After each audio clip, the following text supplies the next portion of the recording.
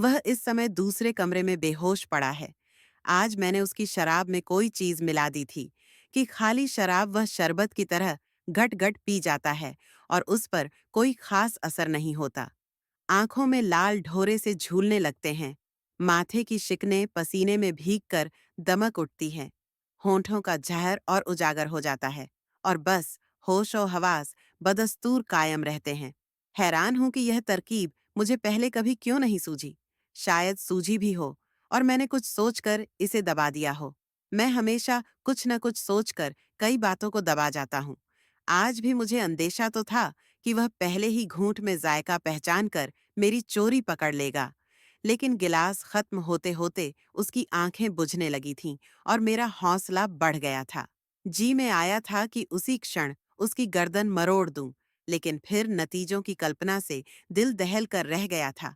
मैं समझता हूं कि हर बुजदिल आदमी की कल्पना बहुत तेज होती है, हमेशा उसे हर खतरे से बचा ले जाती है।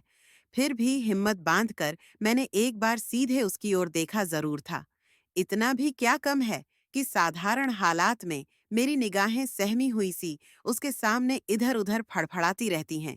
साधारण हालात में मेरी स्थिति उसके सामने बहुत असाधारण रहती है। खैर, अब उसकी आंखें बंद हो चुकी थीं और सर झूल रहा था। एक ओर लुढ़क कर गिर जाने से पहले उसकी बाहें दो लदी हुई डीली टहनियों की सुस्त सी उठान के साथ मेरी ओर उठ आई थीं। उसे इस तरह लाचार देखकर भ्रम हुआ था कि वह दम तोड़ रहा है, लेकिन मैं जानता हूं कि वह मुझी किसी भी क्षण उछल कर खड़ा हो सकता है। होश संभालने पर वह कुछ कहेगा नहीं। उसकी ताकत उसकी खामोशी में है। बातें वह उस जमाने में भी बहुत कम किया करता था, लेकिन अब तो जैसे बिल्कुल गूंगा हो गया हो। उसकी गूंगी अवहेलना की कल्पना मात्र से मुझे दहशत हो रही है। कहा ना कि मैं एक बुजदिल इंसान हूं। वैसे मैं न जाने कैसे समझ बैठा था कि इतने अरसे की अलहदगी के बाद अब मैं उसके आतंक से पूरी तरह आजाद हो चुका हूं। इसी खुशफहमी में शायद उस रोज उसे मैं अपने साथ ले आया था। शायद मन में कहीं उस पर रोब गांठने, उसे नीचा दिखाने की दुराशा भी रही हो।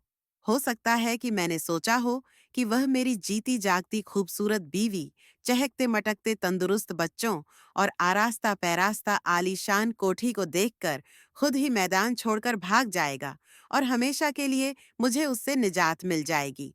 शायद मैं उस पर यह साबित कर दिखाना चाहता था कि उससे पीछा छोड़ा लेने के बाद किस खुशगवार हद तक मैंने अपनी जिंदगी को संभाल संवार लिया है। लेकिन ये सब लंगड़े बहाने हैं। हकीकत शायद ये है कि उस रोज मैं उसे अपने साथ नहीं लाया था, बल्कि वह खुद ही मेरे साथ चला आया था। जैसे मैं उसे नहीं, बल्कि वह मुझे नीचा दिखाना चाहता हो। जाहिर है कि उस समय यह बारीक बात मेरी समझ में नहीं आई होगी। मौके पर ठीक बात मैं कभी नहीं सोच पाता। यही तो मुसीबत है। वैसे मुसीबतें और भी बहुत हैं, लेकिन उन सब का जिक्र यहाँ बेकार होगा। खैर, माला के सामने उस रोज मैंने इसी किस्म की कोई लंगड़ी सफाई पेश करने की कोशिश की थी और उस पर कोई असर नहीं हुआ था। वह उसे देखते ही बिफर उठी थी। सबसे पहले अपनी बेवकूफ़ी और सारी स्थिति का एहसास शायद मुझे उसी क्षण हुआ था। मुझे उस कमबख्त से वहीं घर से दूर, उस सड़क के किनारे किसी न किसी तरह निपट लेना चाहिए था। अगर अपनी उस सहमी हुई खामोशी को तोड़कर मैंने अपनी तमाम मजबूरियां उसके सामने रख दी होतीं, माला का एक खाका सा खींच दिया होता, साफ साफ उससे कह दिया होता, देखो गुरु, मुझ पर दया करो और मेरा पीछा छोड़ दो, तो शायद वहीं हम किसी समझौते पर पहुंच जाते। और नहीं तो वह मुझे कुछ मोहलत तो दे ही देता। छूटते ही दो मोर्चों को एक साथ संभालने की दिक्कत तो पेश न आती। कुछ भी हो, मुझे उसे अपने घर नहीं लाना चाहिए था। लेकिन अब यह सारी समझदारी बेकार थी।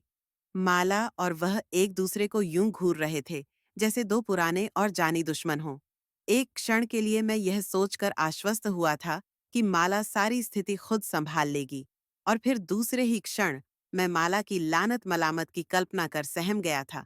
बात को मजाक में घोल देने की कोशिश में मैंने एक खास गिलगिले लहजे में, जो मेरे पास ऐसे नाजुक मौकों के लिए सुरक्षित रहता है, कहा था, डार्लिंग, जरा रास्ता तो छोड़ो कि हम बहुत लंबी सैर से लौटे हैं।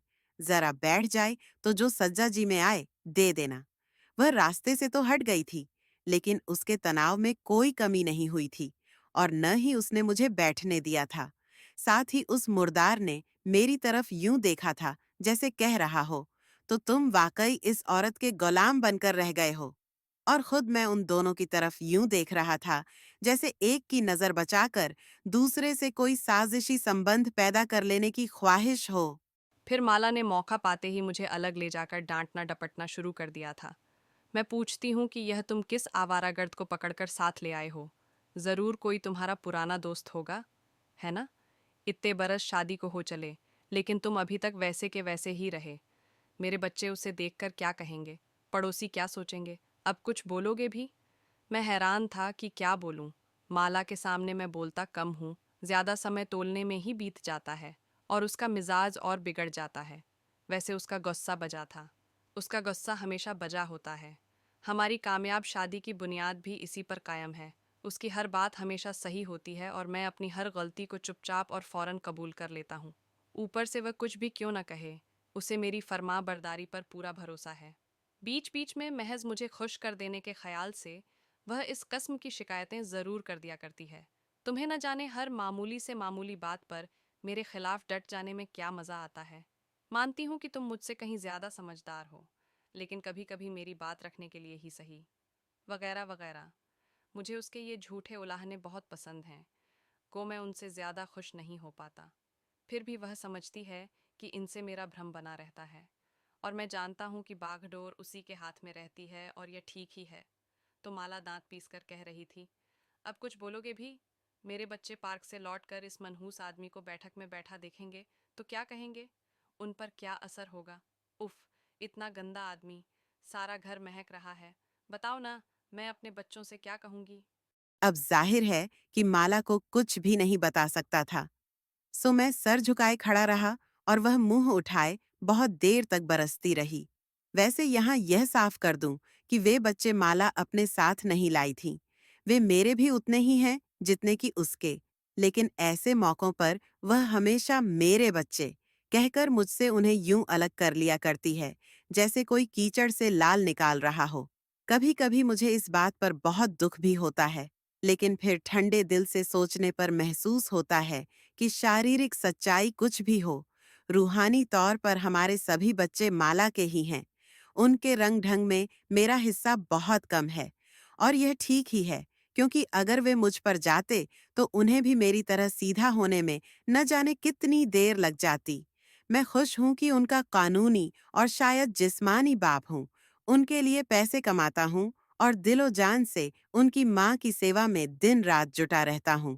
खैर, कुछ देर यूं ही सिर नीचा किए खड़े रहने के बाद आखिर मैंने निहायत आजिज़ाना आवाज में कहना शुरू किया था, अरे भाई, मैं तो उस कमबख्त को ठीक तरह से पहचानता भी नहीं, उससे दोस्ती का तो सवाल ही पैदा नहीं होता। अब अगर रास्ते में कोई आदमी मिल जाए तो न जाने मेरे फ़िक्रे का अंत क्यों कर होता। शायद होता भी कि नहीं, लेकिन माला ने बीच में ही पाँव पटक कर कह दिया, झूठ, सरासर झूठ। यह कहकर वह अंदर चली गई और मैं कुछ देर तक और वहीं सिर नीचा किए खड़ा रहने के बाद वापस उस कमरे में लौट आया, जहां बैठा वह बीड़ी पी रहा था और मुस्करा रहा था, जैसे सब जानता हो कि मैं किस मरहले से गुजर कर आ रहा हूं। अब हुआ दरअसल यह था कि उस शाम माला से कुछ दूर अकेला घूम आने की इजाजत मांगकर मैं यूं ही बिना मतलब घर से बाहर निकल गया था। आम तौर पर वह ऐसी इजाजतें आसानी से नहीं देती और न ही मैं मांगने की हिम्मत कर पाता हूँ। बिना मतलब घूमना उसे बहुत बुरा लगता है। कहीं भी जाना हो, किसी से भी मिलना हो, कुछ भी करना या न करना हो, मतलब का साफ और सही फैसला वह पहले से ही कर लेती है, ठीक ही करती है। मैं उसकी समझदारी की दाद देता हूँ। वैसे घर से दूर अकेला मैं किसी मतलब से भी नहीं आ पाता। माला की सोहबत की कुछ ऐसी आदत सी पड़ गई है कि उसके बगैर सब सूना सूना सा लगता है। जब वह साथ रहती है तो किसी किस्म का कोई ऊल जलूल विचार मन में उठ ही नहीं पाता। हर चीज ठोस और बामतलब दिखाई देती है। अंदर की हालत ऐसी रहती है जैसे माला के हाथों सजाया हुआ कोई कमरा हो, जिसमें हर चीज करीने से पड़ी हो, बेकायदगी की कोई गुंजाइश न हो। और जब वह साथ नहीं होती तो वही होता है जो उस शाम हुआ, या फिर उसी कस्म का कोई और हादसा, क्योंकि उससे पहले वैसी बात कभी नहीं हुई थी। तो उस शाम न जाने किस धुन में मैं बहुत दूर निकल गया था। आम तौर पर घर से दूर होने पर भी मैं घर ही के बारे में सोचता रहता हूँ। इसलिए नहीं कि घर में किसी किस्म की कोई परेशानी है। गाड़ी न सिर्फ चल रही है, बल्कि खूब चल रही है। बागडोर जब माला जैसी औरत के हाथ हो, तो चलेगी नहीं तो और करेगी भी क्या? नहीं, घर में कोई परेशानी नहीं। अच्छी तनख्वाह, अच्छी बीवी, अच्छे बच्चे, अच्छे बारसूख दोस्त, उनकी बीवियां भी खूब हट्टी-कट्टी और अच्छी, अच्छा सरकारी मकान, अच्छा खुशनुमा लॉन, पास पड़ोस भी अच्छा, महंगाई के बावजूद दोनों वक्त अच्छा खाना, अच्छा बिस्तर और अच्छी बिस्तरी जिंदगी। मैं पूछता हूँ, इस सब के अलावा और चाहिए भी क्या एक अच्छे इंसान को? फिर भी अकेला होने पर घरेलू मामलों को बार बार उलट पलट कर देखने से वैसा ही इत्मीनान मिलता है, जैसा किसी भी सेहतमंद आदमी को बार बार आईने में अपनी सूरत देखकर मिलता होगा। मेरा मतलब है कि वक़्त अच्छी तरह से कट जाता है, ऊब नहीं होती। यह भी माला के ही सुप्रभाव का फल है। नहीं तो एक ज़माना था कि मैं हरदम ऊब का शिकार रहा करता था। हो सकता है कि उस शाम दिमाग कुछ देर के लिए उसी गुजरे हुए ज़माने की ओर भटक गया हो। कुछ भी हो, मैं घर से बहुत दूर निकल गया था और फिर अचानक वह मेरे सामने आ खड़ा हुआ था। महसूस हुआ था जैसे मुझे अकेला देखकर घात में बैठे हुए किसी खतरनाक अजनबी ने ही रास्ता रोक लेना चाहा हो। मैं ठिठक कर रुक गया था। उसकी सुती हुई आंखों से फिसलकर मेरी निगाह उसकी मुस्कुराहट पर जा टिकी थी, जहां अब मुझे उसके साथ बिताए हुए उस सारे गर्द आलूद जमाने की एक टिमटिमाती हुई सी झलक दिखाई दे रही थी। महसूस हो रहा था कि बरसों तक रूपोश रहने के बाद फिर मुझे पकड़कर किसी के सामने पेश कर दिया गया हो। मेरा सिर इस पेशी के ख्याल से दबकर झुक गया था। कुछ, या शायद कितनी ही देर, हम सड़क के उस नंगे और आवारा अंधेरे में एक दूसरे के रूबरू खड़े रहे थे। अगर कोई तीसरा उस समय देख रहा होता तो शायद समझता कि हम किसी लाश के सिरहाने खड़े कोई प्रार्थना कर रहे हैं, या एक दूसरे पर झपट पड़ने से पहले किसी मंत्र का जाप। वैसे यह सच है कि उसे पहचानते ही मैंने माला को याद करना शुरू कर दिया था कि हर संकट में मैं हमेशा उसी का नाम लेता हूँ। साथ ही यहाँ से दुम दबाकर भाग उठने की ख्वाहिश भी मन में उठती रही थी। एक उड़ती हुई सी तमन्ना यह भी हुई थी कि वापस घर लौटने के बजाय चुपचाप उस कमबख्त के साथ हो लूं, जहां वह ले जाना चाहे चला जाऊं और माला को खबर तक न हो। इस विचार पर तब भी मैं बहुत चौंका था और अभी तक हैरान हूं, क्योंकि आखिर उसी से पीछा छुड़ाने के लिए ही तो मैंने माला की गोद में पनाह ली थी। अगर आज से कुछ बरस पहले मैंने उसके खिलाफ बगावत न की होती तो, लेकिन उस भागने को बगावत का नाम देकर मैं अपने आप को धोखा दे रहा हूँ, मैंने सोचा था, और मेरा मुंह शर्म के मारे जल उठा था। उस हरामजादे ने जरूर मेरी सारी परेशानी को भांप लिया होगा। उससे मेरी कोई कमजोरी छिपी नहीं, और उससे भागकर माला की गोद में पनाह लेने की एक बड़ी वजह यही थी। उसकी हंसी मुझे सूखे पत्तों की हैबतनाक खड़खड़ाहट सुनाई दे रही थी, और उस खड़खड़ाहट में उसके साए में गुजारे हुए जमाने की बेशुमार बातें आपस में टकरा रही थीं। बड़ी ही मुश्किल से आंख उठाकर उसकी ओर देखा था।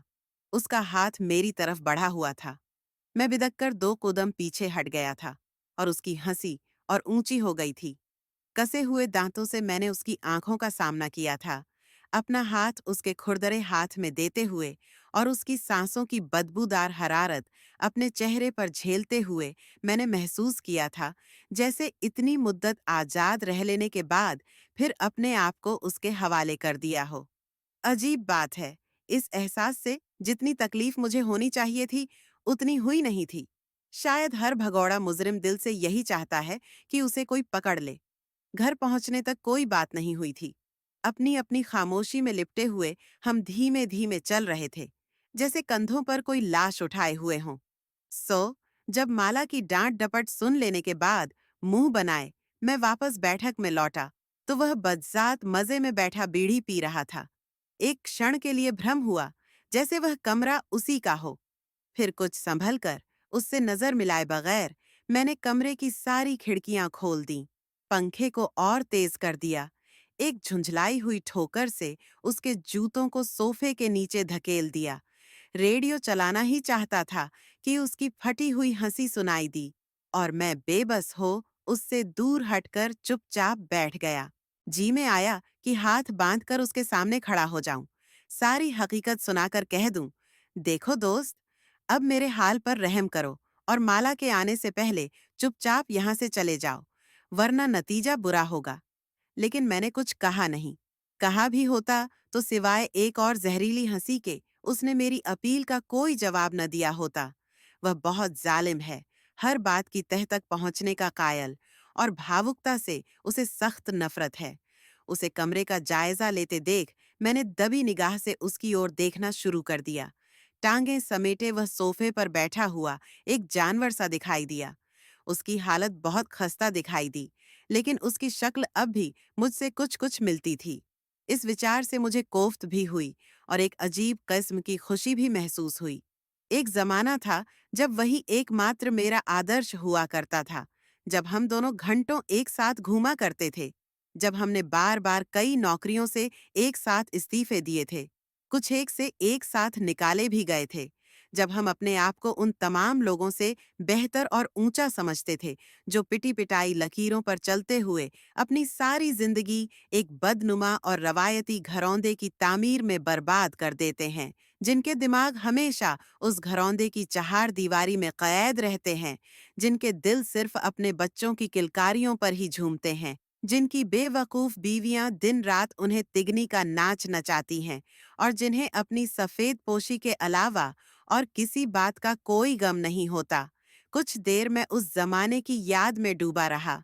महसूस हुआ जैसे वह फिर उसी दुनिया से एक पैगाम लाया हो, फिर मुझे उन्हीं रोमानी वीरानों में भटका देने की कोशिश करना चाहता हो, जिनसे भागकर मैंने अपने लिए एक फूलों की सेज संवार ली है, जिस पर माला करीब हर रात मुझसे मेरी फर्मा बरदारी का सबूत तलब किया करती है, और जहां मैं बहुत सुखी हूँ। वह मुस्कुरा रहा था, जैसे उसने मेरे अंदर झांक लिया हो। उसे इस तरह आसानी से अपने ऊपर काबिज होते देख मैंने बात बदलने के लिए कहा, कितने रोज यहाँ ठहरोगे? उसकी हंसी से एक बार फिर हमारे घर की सजी संवरी फिजा दहल गई और मुझे खतरा हुआ कि माला उसी दम वहां पहुंचकर उसका मुंह नोच लेगी। लेकिन यह खतरा इस बात का गवाह है कि इतने बरसों की दास्ता के बावजूद मैं अभी तक माला को पहचान नहीं पाया। थोड़ी ही देर में वह एक बहुत खूबसूरत साड़ी पहने, मुस्कुराती इठलाती हुई हमारे सामने आ खड़ी हुई। हाथ जोड़कर बड़े दिल फरेब अंदाज में नमस्कार करती हुई बोली, आप बहुत थके हुए दिखाई देते हैं। मैंने गर्म पानी रखवा दिया है। आप वॉश कर लें, तो कुछ पीकर ताज़ा दम हो जाए। खाना तो हम लोग देर से ही खाएंगे। मैं बहुत खुश हुआ। अब मामला माला ने अपने हाथ में ले लिया था और मैं यूं ही परेशान हो रहा था। मन हुआ कि उठकर माला को चूम लूं। मैंने कनखियों से उस हरामजादे की तरफ देखा। वह वाकई सहमा हुआ सा दिखाई दिया। मैंने सोचा, अब अगर वह खुद खुद ही न भाग उठा तो मैं समझूंगा कि माला की सारी समझ सीख और रंग रूप बेकार है। कितना लुत्फ आए अगर वह कमबख्त भी भाग खड़ा होने के बजाय माला के दांव में फंस जाए और फिर मैं उससे पूछूं, अब बता साले, अब बात समझ में आई? मैंने आंखें बंद कर लीं और उसे माला के इर्द गिर्द नाचते हुए, उस पर फैदा होते हुए, उसके साथ लेटे हुए देखा। एक अजीब राहत का एहसास हुआ। आंखें खोलीं तो वह गुसल खाने में जा चुका था और माला झुकी हुई सोफे को ठीक कर रही थी। मैंने उसकी आंखों में आंखें डालकर मुस्कुराने की कोशिश की, लेकिन फिर उसकी तनी हुई सूरत से घबराकर नजरें झुका लीं। जाहिर था कि उसने अभी मुझे माफ नहीं किया था। नहाकर वह बाहर निकला तो उसने मेरे कपड़े पहने हुए थे। इस बीच माला ने बियर निकाल ली थी और उसका गिलास भरते हुए पूछ रही थी, आप खाने में मिर्च कम लेते हैं या ज्यादा? मैंने बहुत मुश्किल से हंसी पर काबू किया। उस साले को तो खाना ही कब मिलता होता, मैं सोच रहा था और माला की होशियारी पर खुश हो रहा था। कुछ देर हम बैठे पीते रहे। माला उससे घुल मिलकर बातें करती रही, उसे छोटे छोटे सवाल पूछती रही। आपको यह शहर कैसा लगा? बियर ठंडी तो है ना? आप अपना सामान कहाँ छोड़ आए? और वह बगलें झांकता रहा। हमारे बच्चों ने आकर अपने अंकल को ग्रीट किया, बारी बारी उसके घुटनों पर बैठकर अपना नाम वगैरह बताया, एक दो गाने गाए और फिर गुड नाइट कहकर अपने कमरे में चले गए। माला की मीठी बातों से यूं लग रहा था जैसे हमारे अपने ही हलके का कोई बेतकल्लुफ दोस्त कुछ दिनों के लिए हमारे पास आ ठहरा हो और उसकी बड़ी सी गाड़ी हमारे दरवाजे के सामने खड़ी हो। मैं बहुत खुश था और जब माला खाना लगवाने के लिए बाहर गई तो उस शाम पहली बार मैंने बेधड़क उस कमीने की तरफ देखा। वह 3-4 गिलास बियर के पी चुका था और उसके चेहरे की जर्दी कुछ कम हो चुकी थी, लेकिन उसकी मुस्कुराहट में माला के बाहर जाते ही फिर वही झर और चैलेंज आ गया था और मुझे महसूस हुआ जैसे वह कह रहा हो, बीवी तुम्हारी मुझे पसंद है, लेकिन बेटे उसे खबरदार कर दो, मैं इतना पिलपिला नहीं जितना वह समझती है। एक क्षण के लिए फिर मेरा जोश कुछ ढीला पड़ गया। लगा जैसे बात इतनी आसानी से सुलझने वाली नहीं। याद आया कि खूबसूरत और शोख औरतें उस जमाने में भी उसे बहुत पसंद थीं, लेकिन उनका जादू ज्यादा देर तक नहीं चलता था। फिर भी मैंने सोचा, बात अब मेरे हाथ से निकल गई है और सिवाय इंतजार के मैं और कुछ नहीं कर सकता था। खाना उस रोज बहुत उम्दा बना था और खाने के बाद माला खुद उसे उसके कमरे तक छोड़ने गई थी। लेकिन उस रात मेरे साथ माला ने कोई बात नहीं की। मैंने कई मजाक किए, कहा नहा धोकर वह काफी अच्छा लग रहा था। क्यों? बहुत छेड़छाड़ की, कई कोशिशें की कि सुलहनामा हो जाए, लेकिन उसने मुझे अपने पास फटकने नहीं दिया। नींद उस रात मुझे नहीं आई। फिर भी अंदर से मुझे इत्मीनान था कि किसी न किसी तरह माला दूसरे रोज उसे भगा सकने में जरूर कामयाब हो जाएगी। लेकिन मेरा अंदाजा गलत निकला। माना कि माला बहुत चालाक है, बहुत समझदार है, बहुत मनमोहिनी है, लेकिन उस हरामजादे की ढिठाई का भी कोई मुकाबला नहीं। 3 दिन तक माला उसकी खातिर और तवाज़ो करती रही। मेरे कपड़ों में वह अब बिल्कुल मुझ जैसा हो गया था और नजर यूं आता था जैसे माला के 2 पति हों। मैं तो सुबह सवेरे गाड़ी लेकर दफ्तर को निकल जाता था, पीछे उन दोनों में न जाने क्या बातें होती थीं। लेकिन जब कभी उसे मौका मिलता, वह मुझे अंदर ले जाकर डांटने लगती, अब यह मुर्दार यहाँ से निकलेगा भी कि नहीं। जब तक यह घर में है, हम किसी को न तो बुला सकते हैं, न किसी के यहाँ जा सकते हैं। मेरे बच्चे कहते हैं कि इसे बात करने तक की तमीज नहीं। आखिर यह चाहता क्या है? मैं उसे क्या बताता कि वह क्या चाहता है? कभी कहता, थोड़ा सब्र और करो, अब जाने की सोच रहा होगा। कभी कहता, क्या बताऊं, मैं तो खुद शर्मिंदा हूं। कभी कहता, तुमने खुद ही तो सिर पर चढ़ा लिया है। अगर तुम्हारा बर्ताव रूखा होता तो। माला ने अपना बर्ताव तो नहीं बदला, लेकिन चौथे रोज अपने बच्चों सहित घर छोड़कर अपने भाई के यहाँ चली गई। मैंने बहुतेरा रोका, लेकिन वह नहीं मानी। उस रोज वह कमबख्त बहुत हंसा था, जोर जोर से, बार बार। आज माला को गए 5 रोज हो गए हैं। मैंने दफ्तर जाना छोड़ दिया है। वह फिर अपने असली रंग में आ गया है। मेरे कपड़े उतारकर उसने फिर अपना वह मैला सा कुर्ता पायजामा पहन लिया है। कहता, कुछ नहीं, लेकिन मैं जानता हूं कि क्या चाहता है। वह मौका फिर हाथ नहीं आएगा। वह चली गई है। बेहतर यही है कि उसके लौटने से पहले तुम भी यहाँ से भाग चलो। उसकी चिंता मत करो, वह अपना इंतजाम खुद कर लेगी। और आज आखिर मैं उसे थोड़ी देर के लिए बेहोश कर देने में कामयाब हो गया हूँ। अब मेरे सामने 2 रास्ते हैं। एक ये कि होश आने से पहले मैं उसे जान से मार डालूं, और दूसरा यह कि अपना जरूरी सामान बांध कर तैयार हो जाऊं और ज्यों ही उसे होश आए, हम दोनों फिर उसी रास्ते पर चल दें जिससे भागकर कुछ बरस पहले मैंने माला की गोद में पनाह ली थी। अगर माला इस समय यहाँ होती तो कोई तीसरा रास्ता भी निकाल लेती, लेकिन वह नहीं है और मैं नहीं जानता कि मैं क्या करूं।